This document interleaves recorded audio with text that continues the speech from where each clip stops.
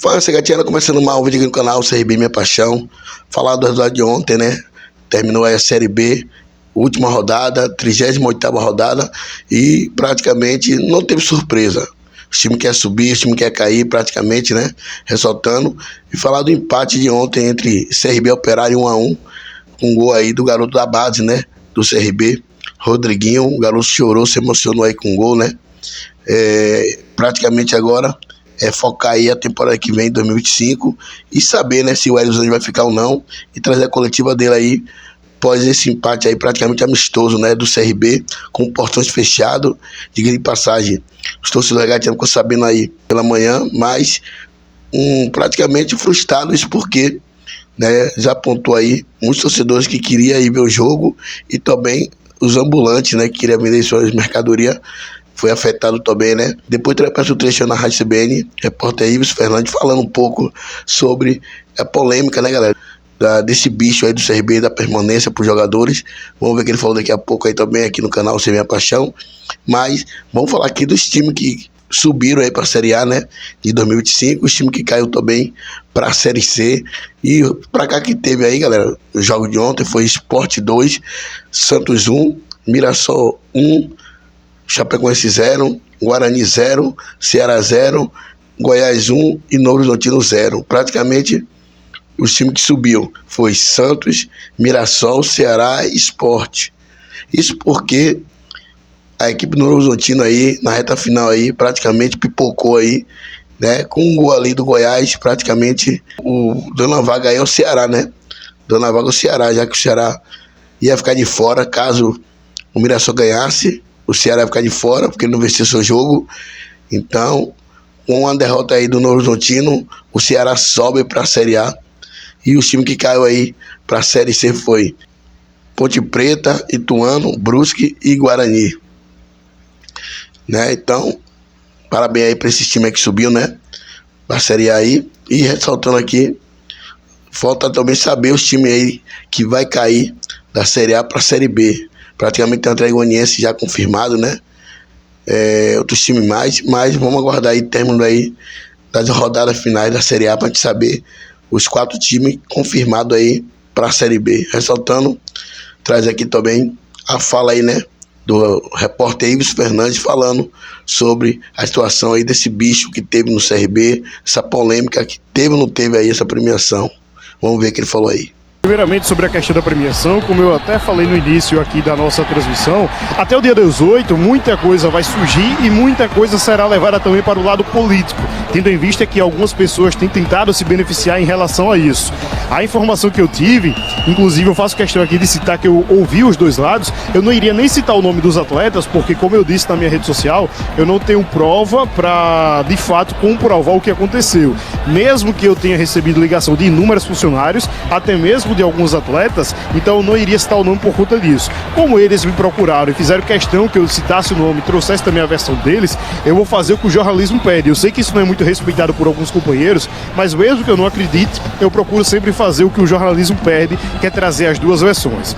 Essa semana surgiu um boato inicialmente de que o CRB não teria pago a premiação pela permanência, e o que não é verdade. O CRB, hoje é domingo, na sexta-feira o CRB chegou com o dinheiro vivo para pagar a premiação aos atletas, foi entregue aos jogadores, porque para quem não entende ou não sabe como funciona, o clube paga para 2, 3 jogadores, esses jogadores fazem o rateio entre si, geralmente são as lideranças, e pagam o que eles acordam ali para cada jogador, e funcionário também entra no rateio. Muita gente acha que é só jogador, mas não é, até porque isso é uma decisão do próprio atleta. Eles entendem que os funcionários, o staff, a comissão técnica também devem entrar. Obviamente, os atletas ganham uma fatia maior e os funcionários ganham uma fatia um pouco menor, o que é natural e sempre aconteceu.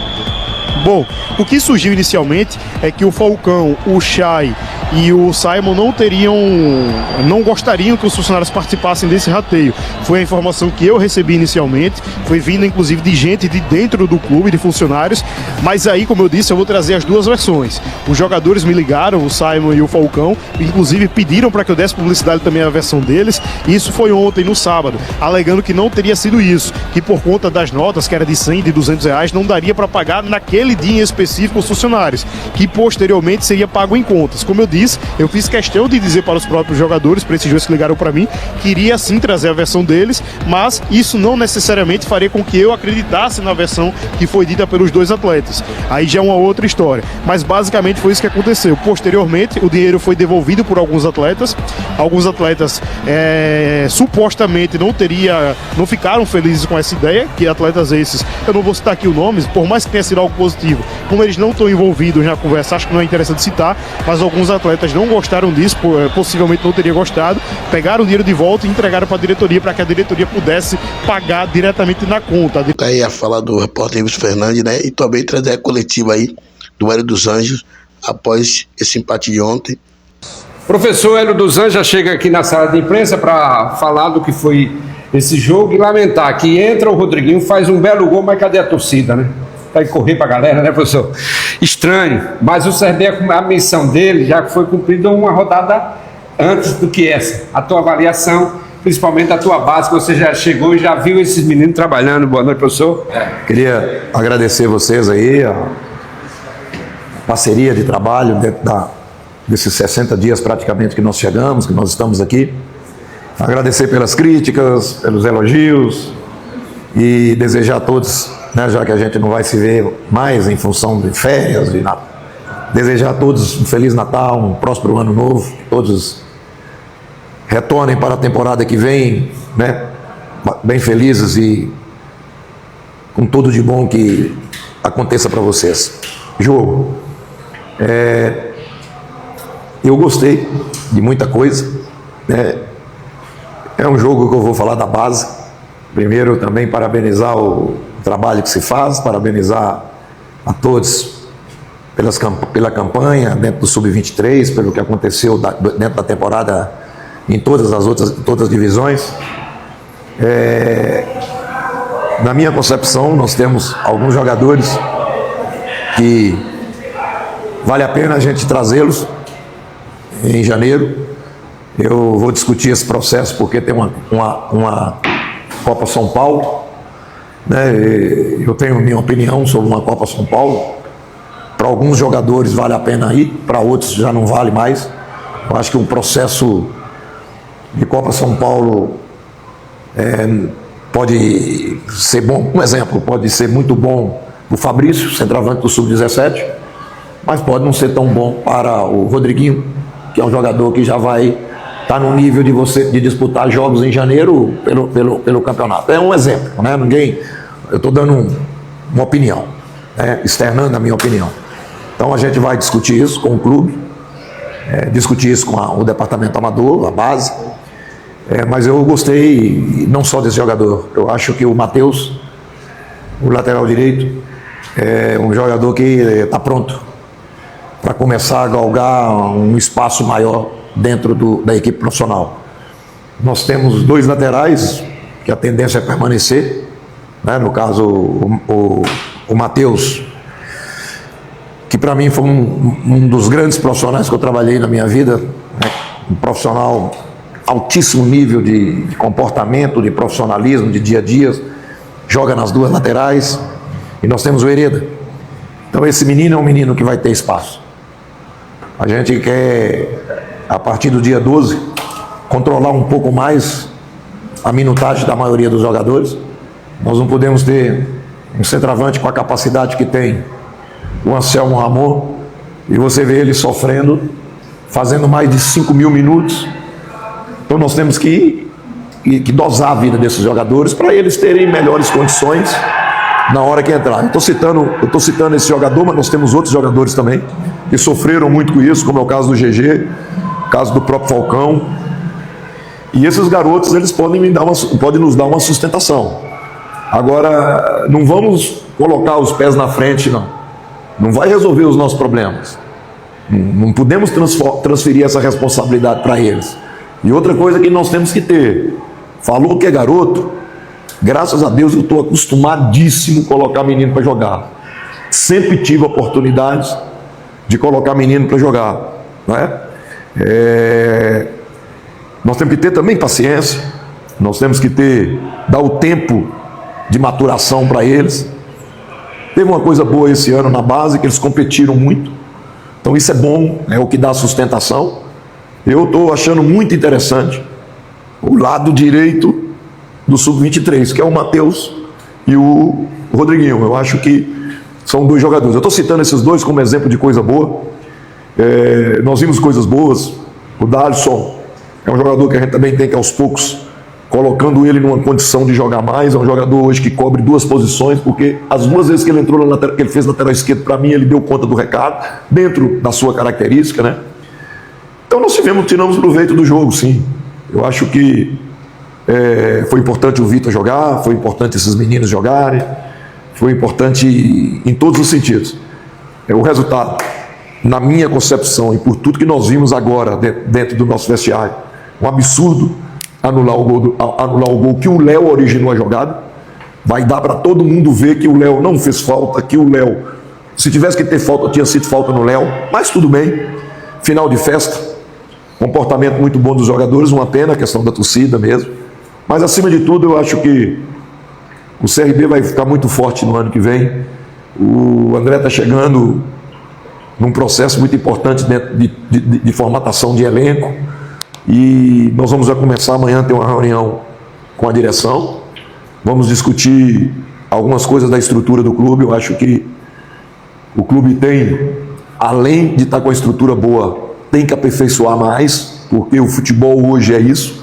Eu estava até fazendo um comentário, se a gente for olhar friamente, nós vamos ter dois times que não tem muita pressão na Série B e que são modelos de estrutura. Bragantino está muito sujeito a cair. Atlético já caiu. Eu cito esses dois times de exemplo. Um é time que tem pressão e tem uma estrutura imensa de qualidade. Vai sim decidir a estrutura de clubes como esse. Sem falar no Cuiabá. Mas o Cuiabá é outra filosofia de trabalho, outro comportamento de direção que não vejo eles como um exemplo, né? Agora, a gente tem que estar atento a isso. E o clube tem uma coisa boa. A direção ela é moderna, ela escuta. Dentro das condições financeiras do clube, eles estão moldando, né? Vai começar a obra, pelas informações que eu tenho, a partir de amanhã no CT, para qualificar algumas situações. E eu vejo muito promissor o CRB. Meus agradecimentos àqueles que me deram a oportunidade, que foi a direção, né? Meu agradecimento a todos que me receberam da melhor maneira possível, né? Dirigentes, torcedores, mas lá dentro do meu trabalho que eu sou muito feliz, porque existiu uma receptividade muito grande de todos os setores do clube, quanto a mim, como profissional, a minha comissão técnica, e a gente fica muito feliz com o comportamento dos jogadores. Daqui a pouco existe um questionamento muito em cima dos jogadores, muito grande, mas eu sou muito frio com isso, porque para vocês terem uma ideia, em janeiro eu inicio a minha 33ª pré-temporada como profissional, porque a primeiro ano que eu trabalhei no profissional, eu trabalhei no meio de temporada. Então eu estou iniciando a minha 33ª pré-temporada. E a gente já tem alguma experiência no sentido, tivemos que nos modernizar e temos que nos adaptar. Porque você começar a treinar e 10 dias depois você competir é desumano. Mas todo ano fala que vai melhorar o calendário brasileiro, que vai pensar nos jogadores. Não se pensa nos jogadores, não se pensa naqueles que fazem o espetáculo. Se pensa nos interesses políticos, né? Porque para mim um campeonato regional começar no dia 12 de janeiro é uma questão política. Política no futebol, né? Não é a política que nós falamos aí, não. A política do futebol, né? Tem que agradar todas as federações, tem que criar aquela situação. Mas nós estamos aí, nós somos profissionais no Brasil, nós temos que trabalhar de acordo com o que coloca para a gente, e por isso mesmo que o clube vai se preparar mais, porque nós vamos ter um ano mais difícil e um ano de cobrança. E inclusive eu externo um pensamento, você está entendendo? Que o torcedor do CRB vai entender e os torcedores adversários não vão entender, né, do Campeonato Alagoano. O Campeonato Alagoano foi feito para ganhar. Nós temos aí duas equipes grandes, que é o CRB e o CSA, nós temos o Asa, nós temos bons times do interior. Mas tomara a Deus que o CSA não pense assim. Eu penso. Eu disputo o campeonato regional sempre nessa condição. O campeonato regional foi feito para ganhar, né? E eu quero uma sequência de campeonatos regionais. Eu já tenho 14. Né? Eu quero o 15º. Não, desculpa, eu tenho 13. Né? Porque os outros regionais são... Eu quero o 15º. E eu vou ter essa oportunidade no CRB. O torcedor pode ter certeza que nós vamos fazer um planejamento para a gente ser forte no Campeonato Alagoano, ser forte na Copa do Nordeste e ser forte, melhor ainda, dentro do Campeonato Brasileiro.